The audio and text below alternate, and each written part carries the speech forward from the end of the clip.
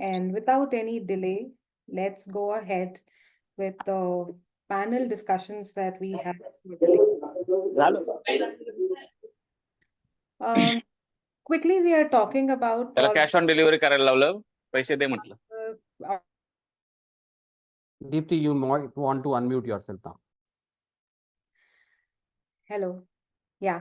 Audience, please bear with us. Please place yourselves on mute. And the thoughts that we want to bring together on this table in the panel discussion is more about quality versus cost. And we have esteemed leadership with us to do this panel discussion really well. Let me call upon each one of them. A very warm welcome to you, Ritu. Ritu drives the strategic change and organization transformation. She's a champion in executing complex global IT programs that drive growth in the era of digital disruption. A very warm welcome to you, Ritu. Thank you, Deepthi, and hello, everybody. Hello. Can I call upon Samir Goswami? He is the Chief Automation, sorry, 1 minute. He is the CTO for TMI Group of companies. He has a rich experience in implementing and confirming CMM level processes and ISO standard for software development. He is very passionate about agile ways of working and he has a very esteemed leadership. Welcome, Samir. Thank you very much, Deepthi. And it's wonderful this morning being with you all. Thank you very much. Thank you. Next, I welcome Anant. Anant brings on over 20 years of leadership experience. He is into leadership, tech practices, business development, pre-sales, global decisions management, consultancy, transformation, and many more. We're very happy to have you on the panel, Anant. Hi, everyone. It's great to be there in this meeting, in this session. So looking forward to have a very interactive discussion. Yeah. Thank you. Next, I have Chandrakanth with us. Chandrakanth is basically proficient in many programming languages and different domains. He's an expert in automation engineering and testing. He also has a lot of experience on CI/CD, cloud, and a lot of other ways of working with the software technology. Thank you for being with us, Chandrakanth. Thank you, Deepthi. Hello, everyone. Good afternoon.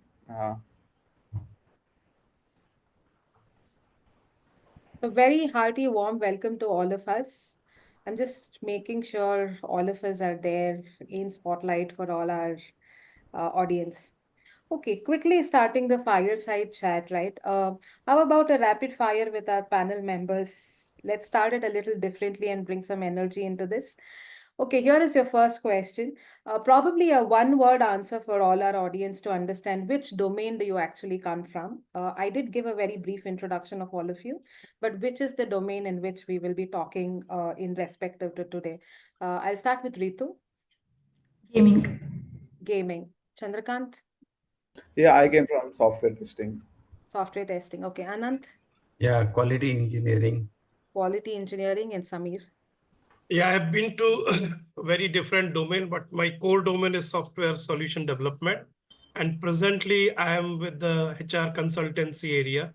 So from recruitment, hiring to re-recruiting people, each and every process comes into that. So, and moreover, using AI into these processes. Thank you. Thank you.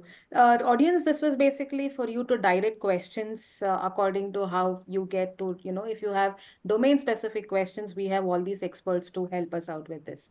The next round of rapid fire, what is quality for you? So maybe start with Samir. What is quality?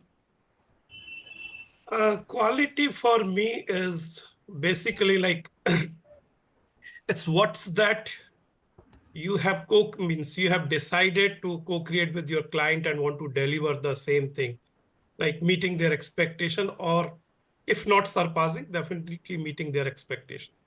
So I don't go with the theoretical things. Basically, like there has to be some measurement, like what is that you are going to measure at the end when you deliver as a success factor where both the parties agree.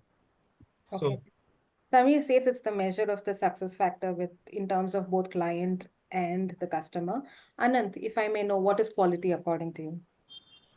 For me, foremost is meeting customers requirement should be within budget, in time, and it should have the end result should be what is expected. There are different, of course, we have to answer in one word, so I'll restrict to it, but maybe we'll go deep dive later. So he brought in everything. He brought the budget. He brought the expectations, everything into it. That's what quality means. Ritu, what does quality mean for you? I put it very straight, delivering excellence that meets the end user need and creating a memorable experience. Okay. I think she threw light on user experience, expectations, and delivering to the right expectations. Chandrakanth, I come towards you. What is your take on quality? Yeah, I agree with Samir actually. So it's like delivering what the customer or user needs it, and also on top of that, coming to testing, like it's not only delivering only functional things; it's about delivering reliability, scalability, and every non-functional aspect as well to me. Okay, thank you. Now, I think we will have to kind of like, correlate quality and cost. I think it's always directly related, right? So there is more the quality, more is the cost. Lesser the quality, again, more is the cost because you'll try to define on these terms if we want to know, if we want to bring the cost factor, the budget factor, which is a very main thing for most of the decisions in the company. Samir, I would want to know your thoughts on how these both work towards you taking any decisions. Yeah, as I said, like, so I will go back to the same, age-old triangle where you manage the scope to manage the cost of quality and quality, that balancing that triangle. So that still in this age also it helps basically. So as I said, like if we means both client and we, like both the parties know what is the scope and what is the measurable factors to decide the success. I think this quality versus cost, like both are fixed basically. So you know what cost you are going to incur. Cost is a pain when you do not know what cost you are going to incur. If you're budgeting or the cost budgeting or whatever, if it is like, if you know, at least up to certain extent that budget is known to you, it's not a pain in that case. You can work it out all the time. So that's where I try to manage basically. That is my practice of doing it. Okay. Anant, if I have to move to you, how does your organization, or how do you believe in balancing both the cost and the quality when it comes to delivery? Right. So there has been this battle between quality and cost for a long ages, right? I come from a testing background, so uh, so many people in the discussion, participants as well, would have faced that whenever there has been any budget discussions between a software, any proposals or estimations, right? The first thing people say is reduce the testing cost. So Yes. that is a very common sentence people will give. But then that battle has been there, that how the cost can be reduced, especially from the quality side. At the same time, the expectation is very high that it should meet the end user requirement side. And also there is a famous line, right? You, between high quality, low cost and less time, you cannot get three, you can get two always. So always, if you have to balance it out, what is your business criticality. As my organization, with so much AI, new concepts, investments coming into building new solutions, training people, the cost of quality is high. But then you have to take a hybrid approach based on how critical those development is, how critical the application is from a customer point of view. But if you see the cost of quality, because of failures, it has such a cascading effect on the customers.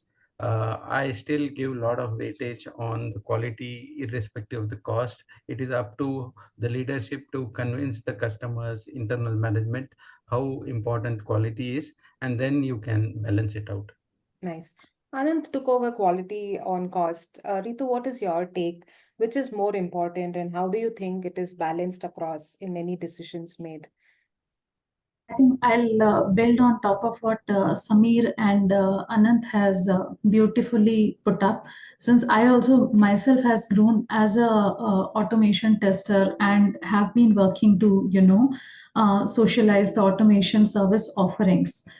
I totally understand the benefit of automation, the kind of cost efficiency and continuous testing flavor that it brings. But the most important thing when it comes to cost and quality, the challenge is never choosing one over the other, but finding the right balance on what our long-term strategies are. People need to understand automation is not something I put up a dedicated team of skilled people outside my business model and they'll be doing automation and then rest of the team can carry it out for years. No, it doesn't work that way. The way products evolve, the way people evolve, the similar kind of thing is required for automation as well. It requires maintenance, it requires the different sort of data training and all those aspects. So the organizations also need to be thoughtful around what is the balanced approach we are putting it up. And let's be very honest, while we do a lot of automation and put up robust automation teams also in place, as and when there is a defect that slips to production, we'll have at least a smaller team of experts sit on top of my automation and everything that will still govern each and everything. So there has to be a balanced approach, and that balance will be coming with a long-term strategic thought process. And there is no single recipe that this will bring success. It depends on to the different kind of domain, the product, in fact, the people capability, the kind of workforce that you have. So what works for one organization might not work for others. Yeah, thank you for that take, Ritu. I think you kind of well balanced everything. But I would want to know from Chandrakanth, I'm sure his inputs would be a little different way of looking at, because he is directly trying to deliver the quality with keeping the cost minimal and etc. In your experience, Chandrakanth, how do you really see quality and cost when you deliver anything to your client? Yeah. So basically, both are important for me. So I cannot compromise one for the other. So, for example, I can give if you have a requirement or if you have an application, so which is having minimal users, like maybe 100 or 200 or 300 users, and if you are sitting on it and doing a performance test, and like a basic performance test will be sufficient for that, and you don't need to extensively test a performance of the application using a lot of tools, and also that will be a waste of cost that you will be spending on it. So what I would say is, whatever the application or whatever the service you are providing, so you need to think like which where I need to invest my budget, and which will give me my utmost quality for it. So that will be the major thing for me. Nice. Now that we understood what is how to balance and how is it balanced across different experience level and in industry, we would really want to know this. Now, are companies actually compromising by using Gen AI QA on the quality? This is open for anybody, any of you to take it, but we would really want to know if companies are compromising on quality while they are choosing Gen AI QA different reforms. I don't think so, Deepthi, because like always, the top priority for any company or anything would be the quality. So if always whatever the projects I have dealt with, so they are most ready for spending budget, but not in a over way, but in efficient way where they can meet utmost quality. And one example I can give is one of my client actually had said like there are some budget issues for him. So what we did is, we were like that client will be having releases for every 1 month or less than 1 month. So the major challenge would be is to do a regression for it, where we need to verify everything. But we have an automation suite which will cover all the functional scenarios. But the major challenge is like the UI. Like, as it is a mobile application, the UI is very important for it. So what we proposed is to reduce the amount of manual testing that has been there. So we proposed some AI things which can validate the UI actually. So what he said is he's okay to do it, but not at the cost of expanding, not at the cost of reducing the manual efforts, because AI will always be a complement for your thing. It's not like it will be a replacement for you. Yeah, as you rightly said, so people are I mean, it is different from everybody's perception in terms of client, but they're ready to take AI, but not at the cost of the quality. They need somebody to certify that. Moving to Anant. Anant, do you see the same thing? What is your experience in having AI introduced in quality assurance? Right. So as we speak, right, I am working with around 15-20 customers who are in their current journey of implementing AI in quality. So what I see is most of them are the first thought that comes is how to improve productivity in quality engineering. First thing is how we can reduce manual testing. So one of the many customers are in this implementing this use case. I think some of the participants have asked the question as well. The use case is how we can create test cases using Gen AI. So many customers are already in that journey and they are seeing the benefit. But right now, I don't see anybody actually cutting any cost because of that. But at least they are trying to see how it is really getting the benefit to them. And of course, the proof is in the pudding. There is so much said about AI, but many customers still want to validate that. So this is one use case where everybody is very, very keen, interested. Second is from the automation side of low code, self-healing. One of the use cases where we are using computer vision for automation. So those use cases are really good, and a lot of keenness is there, and they are giving benefit. What the analysts are saying, I recently read an article in ISG. So whatever investments companies are putting on AI, it is going to give 3x benefit in a duration of 6 months to 1 year. So that is a benefit that is going to give. Coming back to the question is, it is all companies are interested, and that is the way forward.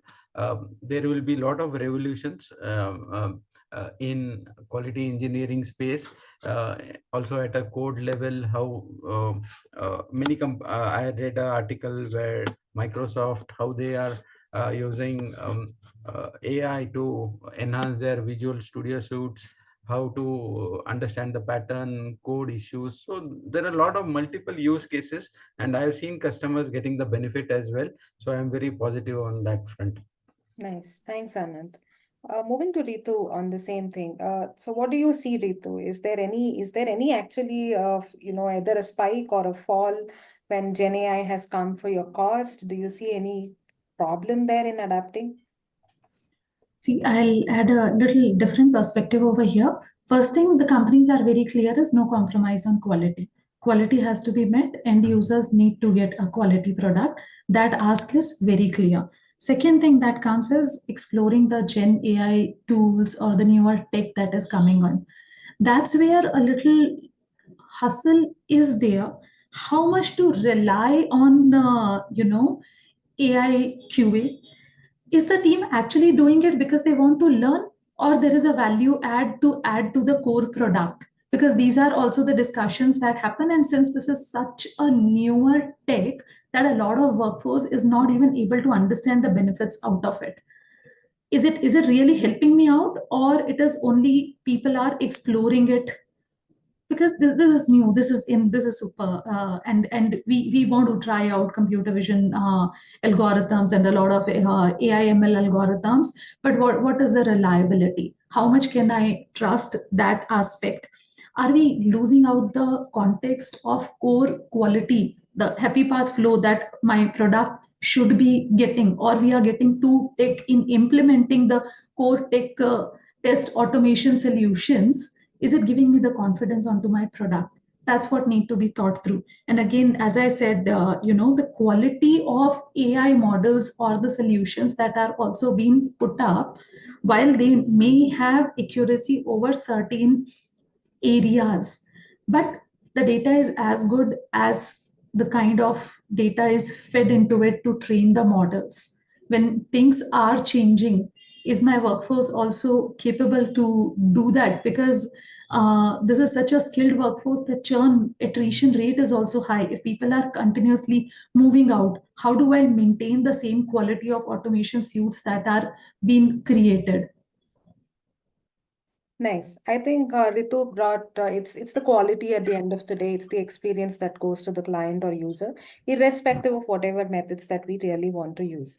I'll take a question here from the audience, and anybody can pitch in for this. Are there any case studies where AI-driven QA has significantly improved software quality or led to any notable failures?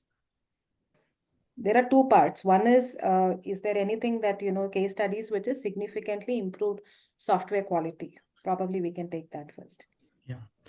So I can just give one example, one or two examples. So recently for one customer, we used a computer vision model to do the automation. So those kind of things really help to identify, reduce the overall time that are needed to do the automation. So we had to test it on almost 700 different applications. So that particular use case really helped to do the testing very fast and identify a lot of defects. So that was one use case which comes in my mind. Second one is recently for one retail customer, we are in, the customer is in a journey to implement S4 HANA, SAP S4 HANA. And I was actually trying to get a team, functional consultant for core finance, SCM model, then a testing team, automation team. It was a team of around 10-15 people. But then to get those people and get started on the project, one of the team members created a Gen AI based solution to create automated test cases which had all the functional knowledge, test data as well. So the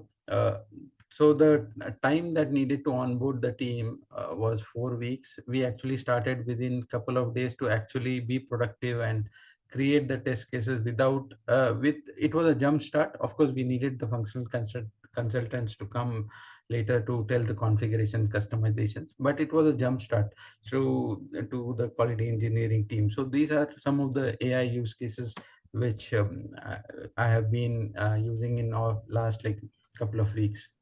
Nice. Thanks, Anant, for sure. I mean, very clearly mentioning the case study in particular. But I also want to know if there's any notable failures that we have seen by choosing anything specific. I'll add up the failure scenarios. So we were now it's a very long time back. We were trying to implement more of the scaled agile model, and we actually were cutting down manual testers that is typically called. I really don't feel like differentiating between manual and automation, and I'll not get into that. But actually, doing everything with the automated mode. And in the same sprint, we should be good to do the automation, and we should be actually going to different environments and to prod. Now, when you are working onto automation scripts only, your core focus is to figure out how the automation is making things work. And that's how you typically want to pick up the data, and the loss of core concept gets missed out, that the testing is basically done to identify the defects. While that model worked out for a little while, but we actually identified critical defects in production, which led to financial penalty. And we realized you can't replace human creativity in this format. And mostly because while I'm working in gaming, I've spent 2 decades in fintech. In financial world, anything, people will always come back with different kind of scenarios when it comes to the way money moves. And that's where you cannot cover all of the scenarios reliably with the help of automation. So it cannot be eliminated. While it's not typically an example of Gen AI led failure, but It is more from the automation perspective. Yeah, something didn't work in a specific way that we thought of is a good thing. Thank you, Ritu, for talking about things not working for the way it was perceived. I would want to stop at Chandrakanth because you do it in an everyday basis, right? Is there anything that you kind of like, vouch, like I would use only Gen AI for this? And is there anything that you say Gen AI might not work greatly here? One thing is like regarding the API automation, like and say like this was the one of my recent clients' requirements. So he implemented some hundreds of APIs. That was the starting point of the project. So we need to thoroughly check all the APIs, whether they're for functionality as well as for the security and everything. So we have an AI-driven automation tool for API testing, so which will automatically generate you the various kind of attacks that can be done on an endpoint, and it will simulate all those attacks on the endpoint and it will give you the results. So by using this way, so if you are not using that tool, so it will take some days for you to test all the APIs and to provide the security features and all the functionality things. But with this one, you can rely on this API automation tool, and you can actually cover all the security things that will take you a lot of time, and you can just focus on the functionality, because functionality that cannot be done by the tool, but you can rely for functionality on yourself, and you can use this tool for verifying all the security aspects and all the scenarios, all the combinations that you will be getting, and for simulating the attack. So this way we can reduce the amount of time it will take for you to test, and also you don't need to do it repeated times. If you want to do repeated times, or if there is any change, so then you can just go to the tool and you can do it. You can use the tool to do all these activities. So yeah, so this will be like a kind of a head start for the testing, and you can simply say like we have covered this many things in these many days. So that was one of the my recent activities that I have done to a project. Thank you, Chandrakant. Samir, I saw you unmute. Yeah. Anything Yeah. that you So I have a small experience within our own setup, and that summarizes what Anant and Ritu both reflected. So we we are working on basically people performance modeling, and there are a lot of models created for that, and then based on people's or maybe the executive who are working, professionals working, their demographic, their day-to-day work data and all, it tries to do a performance modeling and then suggests what should be done, what should not be done, and what interventions are required. So this is just a basic, what I'm telling, like the kind of problem set we have in hand.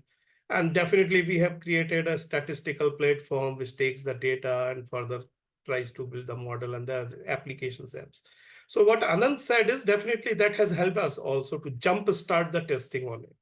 So definitely Gen AI has helped us to get the cases and all those things to at the lower level, which after doing that, we realized that really like that heavy lifting, we can leave it up to the Gen AI, because it can generate all those thousands of cases and all those things to test for the functions and looking at the functions and the executions.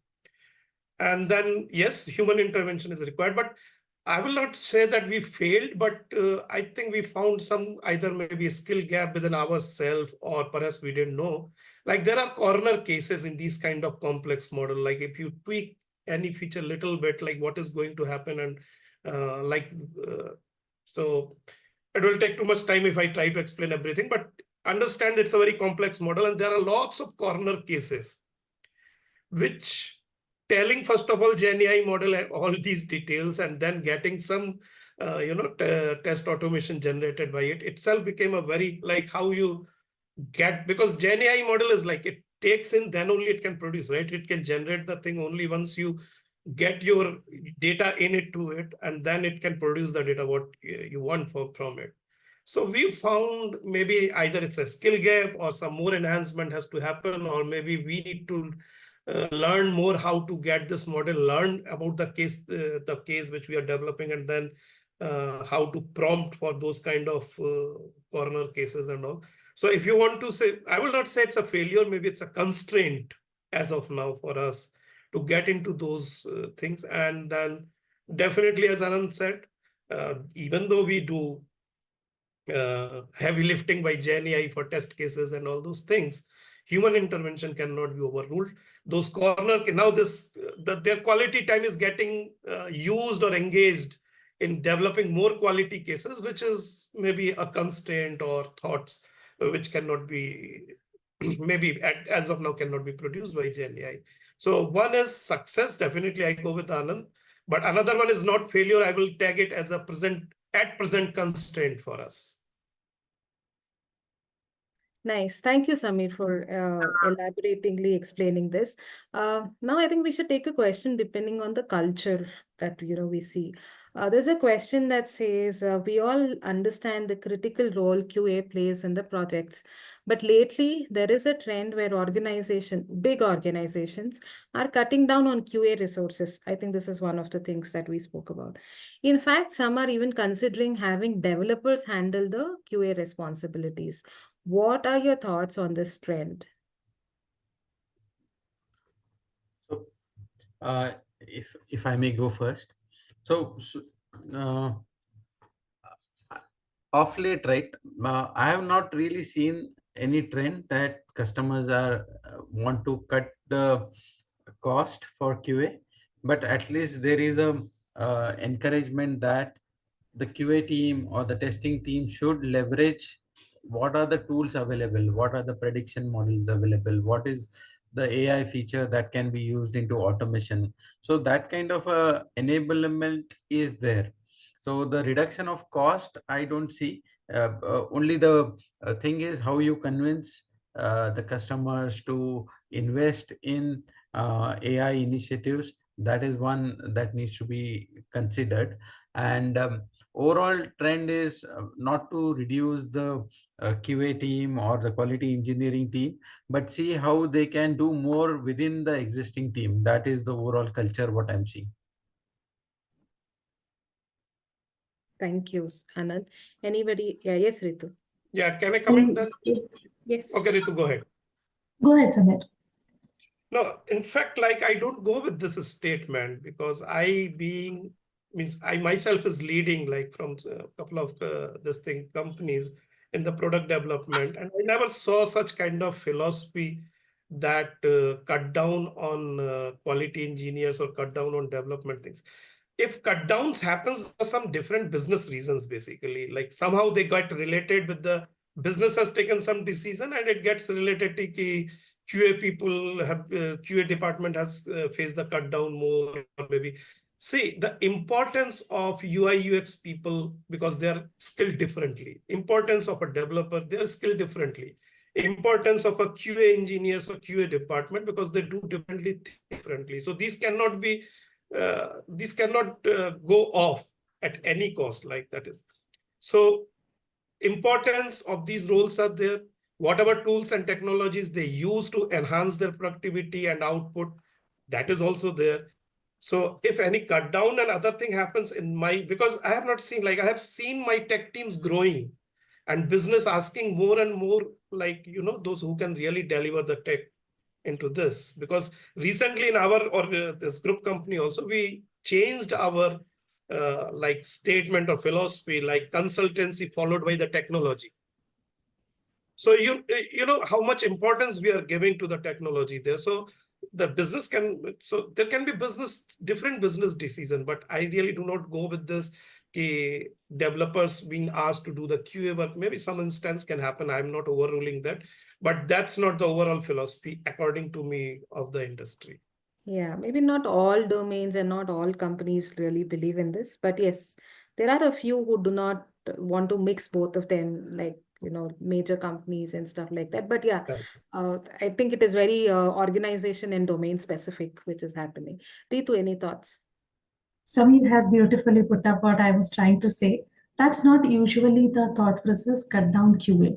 There are different rationales behind those reductions that are happening. And in the previous keynote as well, Priya wrote a very strong line. If you think your job is replaceable, probably it is. You need to learn newer things. And as QA, we need to understand how it is bringing up a value. And also, we need to look at things from a bigger perspective that effectively it is a business. If my development team is only 100 people and I'm looking out at 300 QA to test that work. Fundamentally, there is something wrong. The developers are probably not doing the job right, and that's what needs to be addressed. So it is not to cut down QA, but to improve that. Boss, test out your work before you are giving it over here, because I need 3 times cost to test it out. And there is some fundamental problem that needs to be addressed. So even when these discussions happen, we need to ask more open questions around why these are happening. And when we drill down into it, usually the reasons that are there are around the efficiencies that need to be dealt at different skills, different levels, or maybe at department level. And that's where overall decisions are taken to take cost in control. It is never because QA is not required or quality, we can compromise with quality. That is a must. I don't think, in fact, today's constraint as well, any organization is denying this fact that we can compromise quality and go to the market, and I'm not bothered with what my users are saying. If it is not, then if still these things happen, then there are bigger, rationals behind those decisions, and people need to understand. For example, there is more effort on doing automation, and since that particular those modules of the product are not even touched upon by developers, why do we need to test it out every week? Why are we just running it out, the tests again and again, putting in a large effort, and there are no in fact even P2 defects as well? So can we automate, or can we go with a little bit of risk based? So do I need those many people to test it out? Discussions are more happening at a bigger level, and we need to understand the details, why it is not only, I would say what Samir said, it's not about reducing the number of QAs. Nobody wants to compromise quality, because that spoils the brand trust in people. Thanks, Ritu. I think she brought that. It is very corner centric, and it is a very scenario centric, where they're trying to reduce, and not because of the QA versus dev or anything like that. Chandrakanth, any thoughts? Yeah. A couple of years back, I guess. So this happened to me actually. So the client I was working on, so he had a bit of budget shortage. So what he wanted is like it was a testing cycle. It was like the development was halted and due to release. So there was sort of QA resources. So what he asked few of the developers to join in the testing, and he wanted testing it to be completed earlier, and that like the outcome was like there were few issues that were leaked into production. So I'm not blaming, or I'm not saying about developers here, but the thing is the mindset that a QA brings to while testing is different than the mindset that a developer will have while testing. Definitely. Yeah, definitely. Correct. Moving to the next one, is there any example, can you share an example of when maintaining quality led to cost overruns? Have you ever seen that maintaining quality ever ran cost overruns? If it had, how did we manage? Yeah.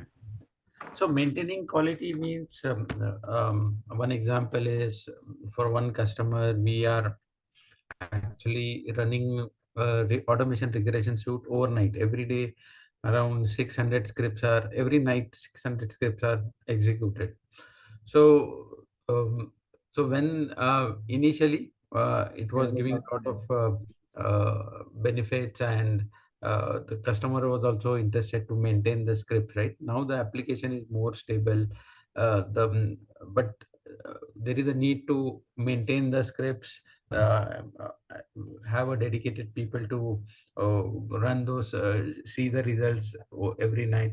So I think after a certain point, when the overall customer get used to the benefit, their questions are raised about how to maintain the regression suite, whether the investment is worthwhile, or whether we really want to do have those large regression shoots, like 1,000 test cases, 2,000 test cases, whether that kind of a investment that need to be put in. So those kind of questions I have seen from customers.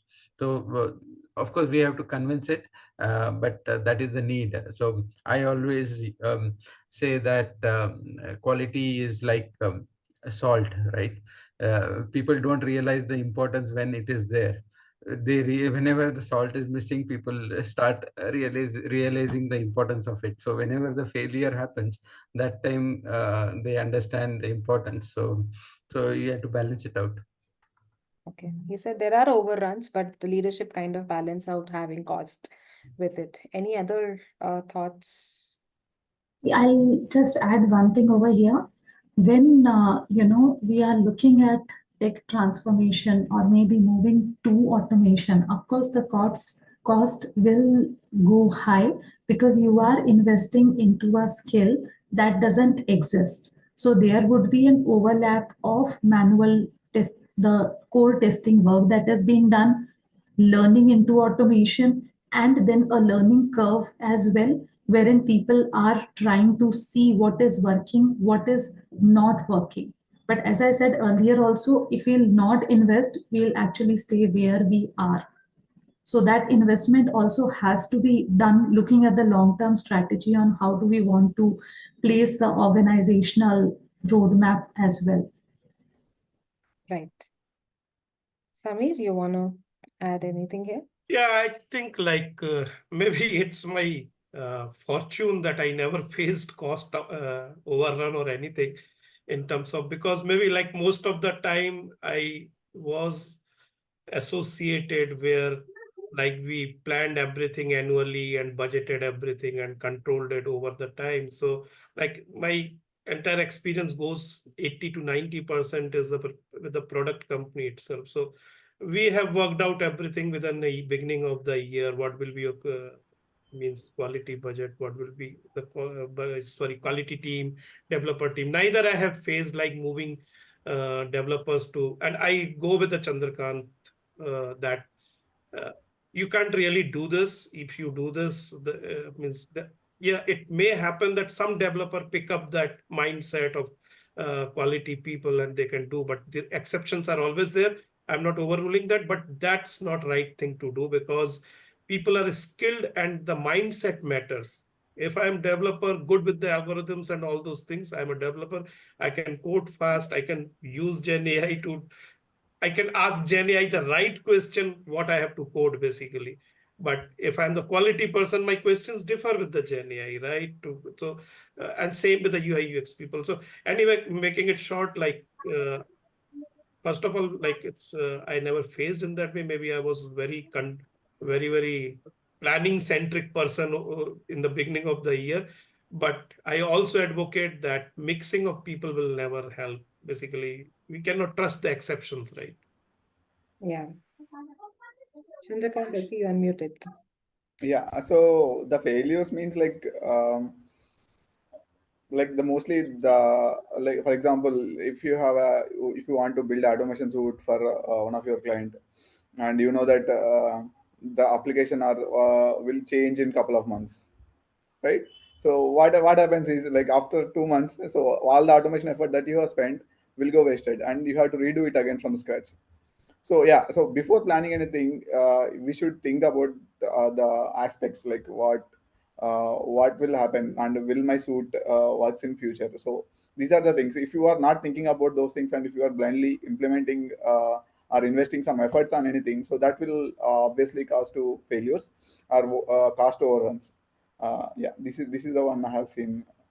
Yeah, so just summarizing all that they said, right? See, cost is not only on giving a highly quality related product, right?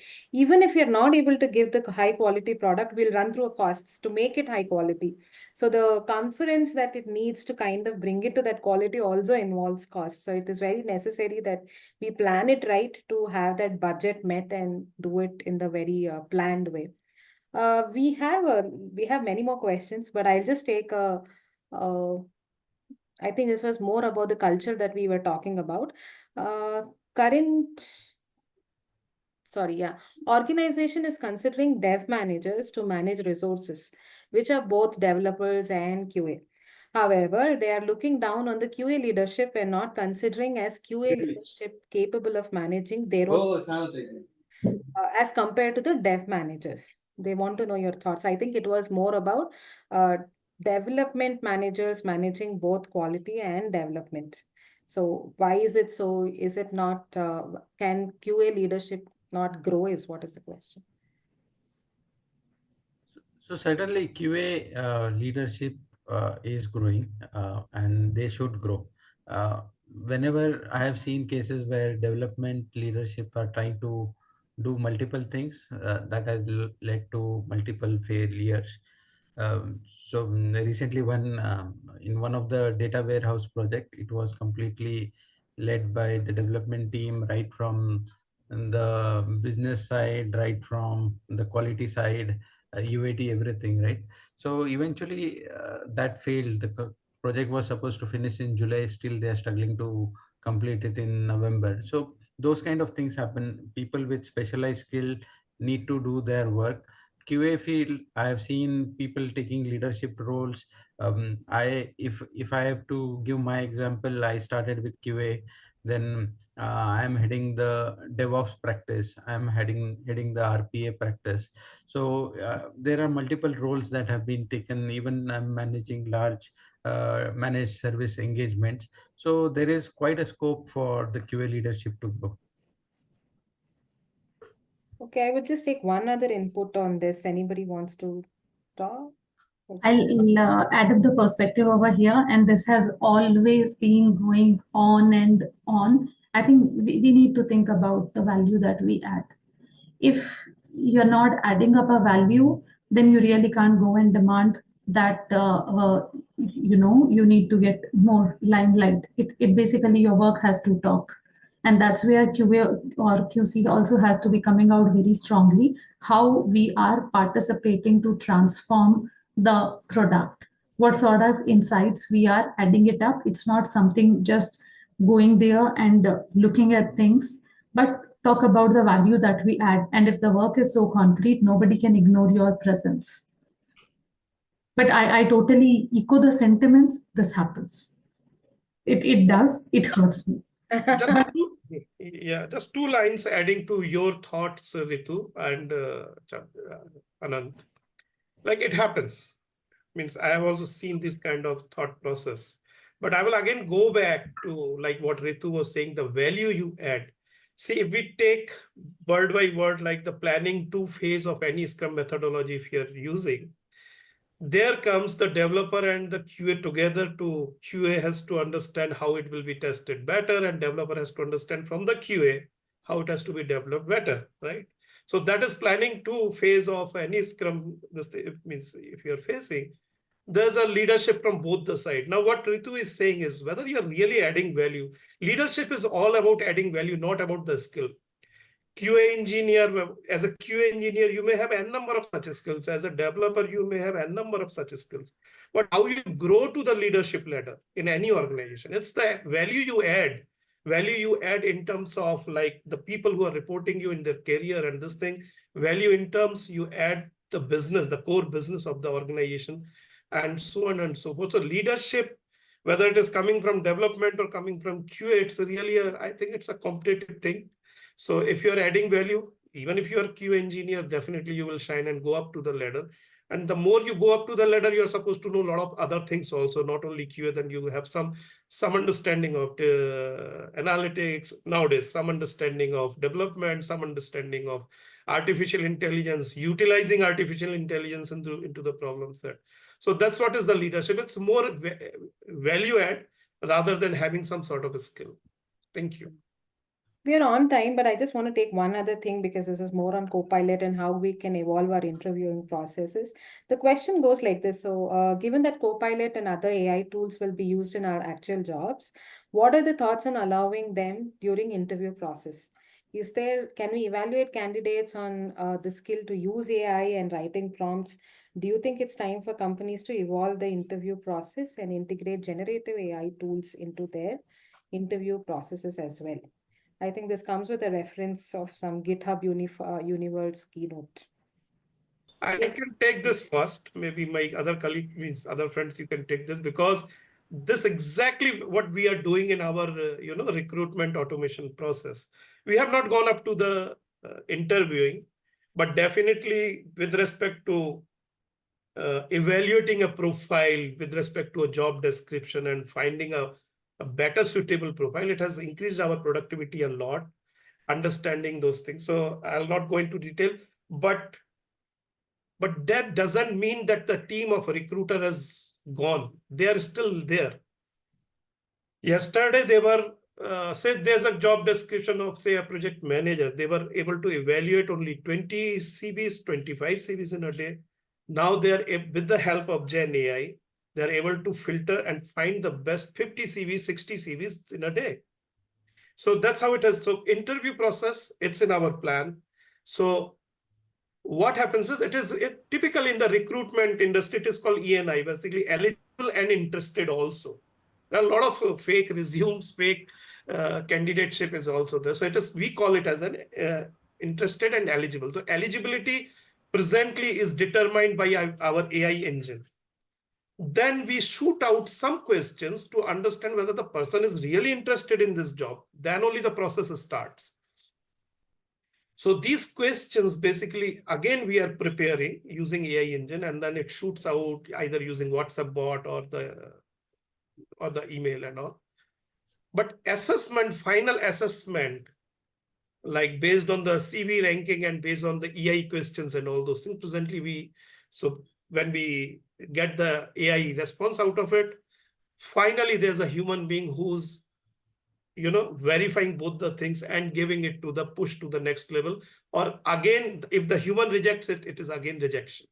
So I think there's no harm if it is a supervised process, because it increases the productivity. So if some we are yet to mature to go to the interview level, but yes, it is helping us. And we have really found a good advancement using these things. So we also plan to go up to that level. So step by step, we are growing. And if it is supervised thing, we see no harm, and rather than the productivity is increasing. We have not asked anyone to go out, because we use these co-pilots we developed it by ourselves, these co-pilots, and it's really helping in the productivity of the team, of the people. Yeah, that's from my side. Thank you. Thank you, Samir. Any more thoughts from anybody? Samir has added it up very in a nice way. I'll just bring up a perspective. While it is good as far as we are leveraging it as our strength and evaluating the profiles, the challenge comes the human mind. The human mind is more typical, and that's where the challenge comes. People are bringing up AI based candidates to get screened through this. So that's where we need to see, are we completely relying the system or making the system be our one of the strength for a good evaluation, and still taking the human aspect of screening and going with it. It's basically striking a good balance so that we are not missing out on good candidates who may be a little low on certain communication related aspects and are not able to put up things the way impactfully maybe an AI candidate or things are doing. So it's basically differentiating, getting that factor. Yeah, I would want to listen to Anant and Chandrakanth also, but before that, I'm just adding up another pinch of salt here. I think we have a question depending on the pay, because we have a very good, diverse, panel here who comes from HR, tech, everywhere. So I just want to take this because it seems to be important for the audience, right? In today's rapidly evolving job market, there seems to be an increasing disparity between compensations, skills, and experience. As business leaders, what are your thoughts on how companies should approach balancing pay based on skill versus years of experience? Like, for example, we have seen situations where recent graduates with strong relevant skills are being paid less than the employees with several years of experience. even though their abilities might be on par. Do you think the industry is getting compensation right? Or do you think the companies should consider shifting the focus towards value of skills? I think it's a good question. If I can take that, is that okay? Yeah, please go ahead. Sir, I think industry is already moving towards that. In my organization, more weightage is given to the skill when the pay grades are discussed, right? We are talking of 3x, 4x, all those. It's all about the experience, doesn't matter, right? It's all about the skills. Whatever, whoever brings the latest skills, whoever is early in the game, they are getting good pay skills. So to answer this question in a short way, I already see the trend happening that skill is being given more weightage. In fact, I have seen a lot of people now hiding their experiences. So even with 15, 20 years people experience, they are saying, I just have 8 years, 9 years experience, just to match to that the level of skill they have. So that's the trend what I'm seeing. Thank you, Anand. Samir, do you have anything? Because you also represent the HR. This disparity exists. Yes, that's true. Because, and I think disparity comes in the industry because of the affordability of the different companies. See, there will be hardly any company today don't want to use Gen AI, right? And to do that, they need Gen AI skilled people. Now, at the same time, what is their affordability? But means how deep pocket they have. So based on this, means in my this opinion, based on that only it is decided, and then the jobs are offered. And that is how we also do, like we have seen across other companies also. So jobs are offered with the salary package, what for a particular skill, what is the based on the affordability or the budget of that company. Now coming to the other side, like when I'm as an applicant, it's to certain extent, it's my aspirations and all, what I want to prove in the industry. Like I'm more skilled and deserve more job, highly paying packages and all. Definitely, I will go and fetch out. So, and if I want to compromise with something, definitely I will compromise with that.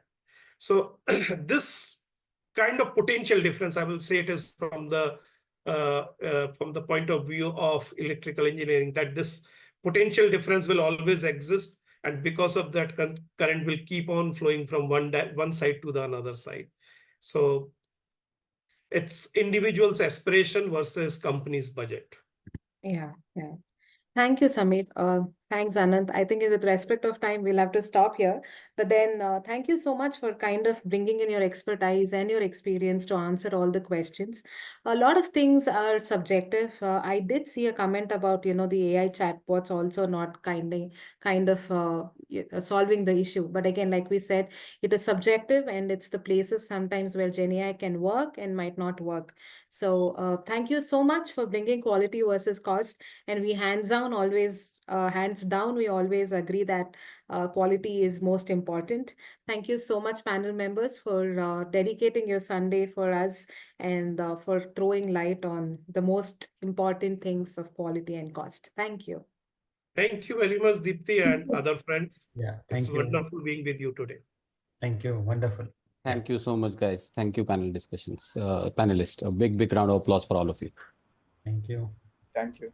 Thank you, everyone.